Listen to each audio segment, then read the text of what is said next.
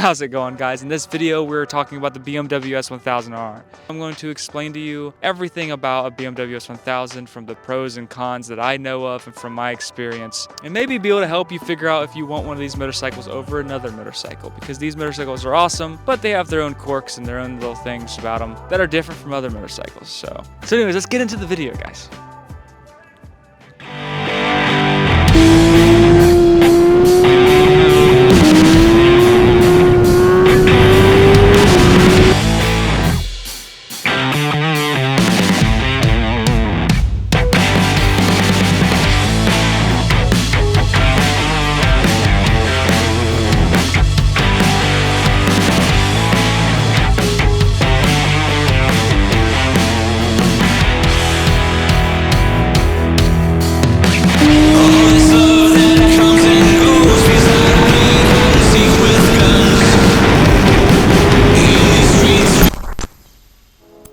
I like to call this bike soulless, and purely because the bike is so perfect in so many different ways that it kind of doesn't really have any quirks or funny little issues that give it kind of a soul. It just has a lot of perfect shit about the bike. The bike, for example, is a 999cc engine. So yeah, they went really precise with literally everything about this bike, which makes it really cool. And a really unique motorcycle to be so perfect and so designed so well. Yeah, very refined. This bike has 205 horsepower and 83 foot-pounds of torque. I've ridden a handful of 1000s. There's an RSV4 right next to me. And let me tell you, the linear power this bike has is really fucking impressive. But that's with a proper tune on the bike. The power band in the stock form of this bike is a little off, but we'll get into that issue later. This bike is sick as shit, I ain't gonna lie, dude. This bike is so fun. So BMW offers different packages for the BMW S1000. This one specifically has basically every package you can get on the bike. The BMW comes with 3 different options. You have the carbon fiber wheels, the forged wheels, or the aluminum alloy wheels. Something that's pretty cool is BMW specifically offers carbon fiber wheels from the factory. Not any other brand does that, besides I think Ducati started doing that with a new 2025 model. But I haven't fact-checked that. BMW also comes with a carbon fiber package where you get this carbon piece, a couple other smaller carbon pieces, you get the back carbon piece. And what's cool about that option is they have a lot of the M series badging on the carbon fiber pieces, so it's pretty neat. It's just a cool little details the bike offers. And of course, the M series comes with the M series seat, comes with M series levers, and the rear sets. So BMW really does offers a lot of features straight out of the manufacturer, so you can really fine tune and get exactly what you're looking for if you're ordering from BMW specifically. If you're not, then obviously from a private seller or just getting it from the dealership, then obviously they'll tell you what package is on the bike and stuff. But yeah, there's a lot of different packages the bike offers. It's not just a simple base set to M series. There's a lot of different small things you can add. This bike has a dynamic suspension option you can get, which is pretty freaking sick, and you can fine tune and dial the suspension and how you want it. This bike has dynamic traction control, which obviously controls the back wheel and how much power it is to make sure the wheel doesn't slip. This bike also has EBC, which is engine brake control, which is a setting you can basically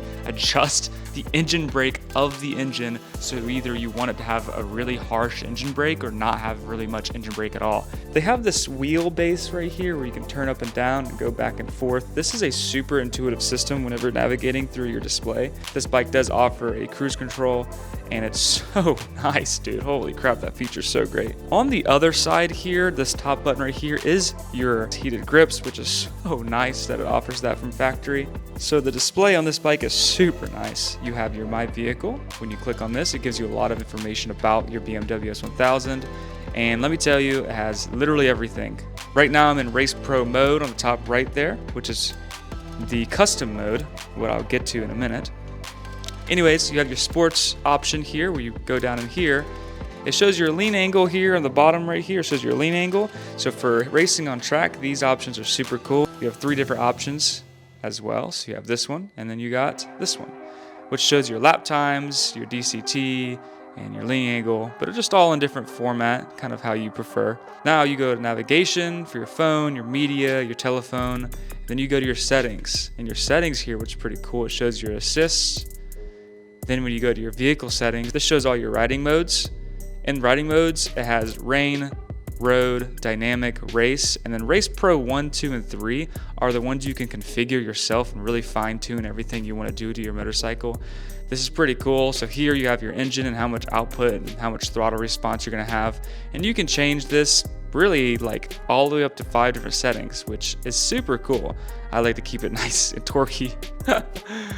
Here in the engine brake, you can change your engine brake, you can change your DCT, your wheelies, ABS, DDC, and you can reset it whenever you're like, oh, this is just a shitty setting, so let me just reset it. This bike weighs about 334 pounds and has a seat height of 32.8 inches. And at that point, I think I really covered a lot of the features about this motorcycle and the specs. So let's get right into the pros and the things that I really love about this motorcycle. First, it's how refined the bike is.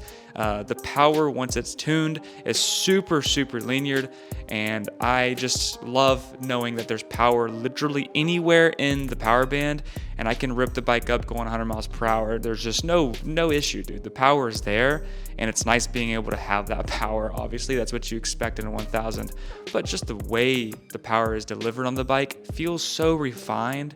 It's kind of just like a really refined Porsche, you know? Ripping on this bike just feels like a space shuttle, and you're just...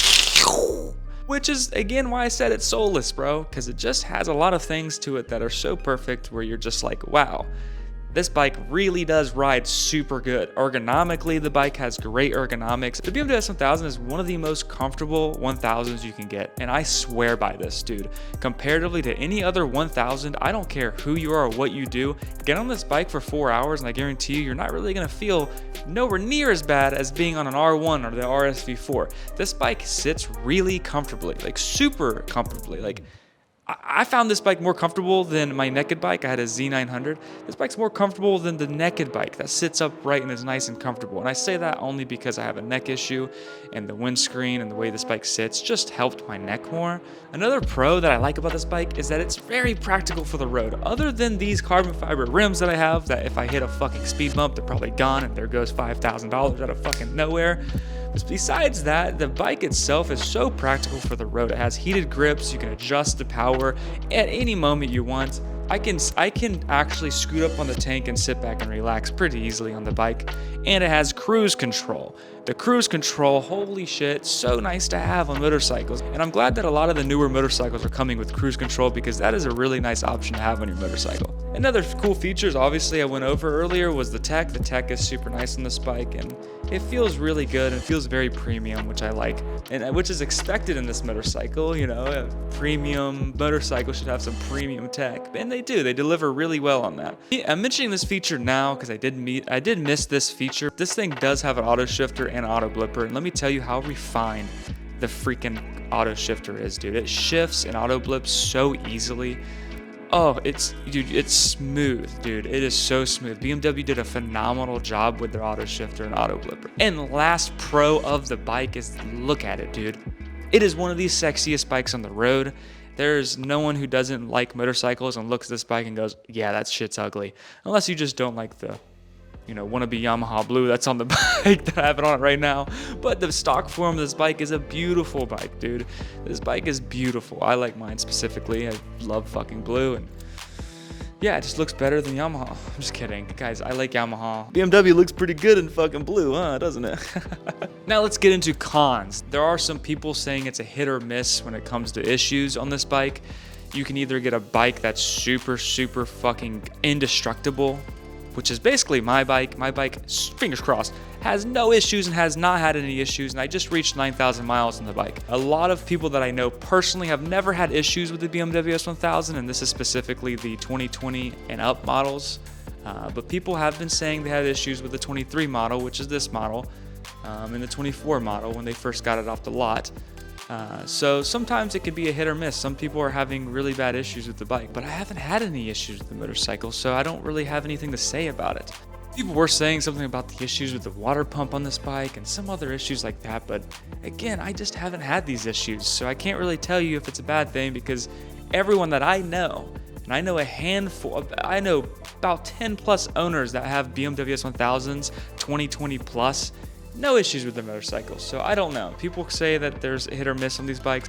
And the other con that I mentioned briefly earlier in the video, and is that dead spot about 4 4,000 to 8,000 RPMs in second, third, and fourth gear, dude. It just, you can notice it. It's a very noticeable thing, dude. The bike just doesn't have any power. It has no power. You'll wrench on this bike in second gear, and from like 4 to 8,000 RPMs, dude, there's just like nothing. It's a dead spot. There's barely any power.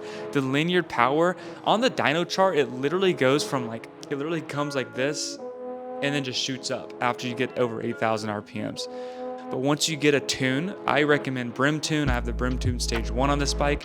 It's super linear, so then it unlocks the power. And basically the reason is why it has a dead spot like that is the dude, because of the Europe emissions and stuff, all the regulations and emissions this bike had to pass in Europe, they basically detuned the shit out of the bike. So its stock form of this bike is kind of lame. A huge con is just the stock form, man. The stock form of this bike is really not that impressive, and it's very underwhelming. I was really underwhelmed when I bought this bike. I was like, damn, this bike is kind of fucking slow, not gonna lie.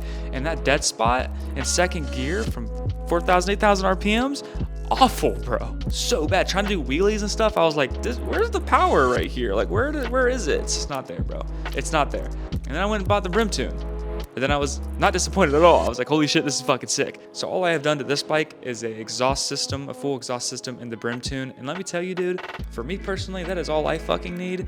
Maybe I'll experiment with the Brim Tune Stage 2 or something like that, and maybe get a couple other features to the bike. I've done not much of this bike, and dude, I am super happy with the way it is right now.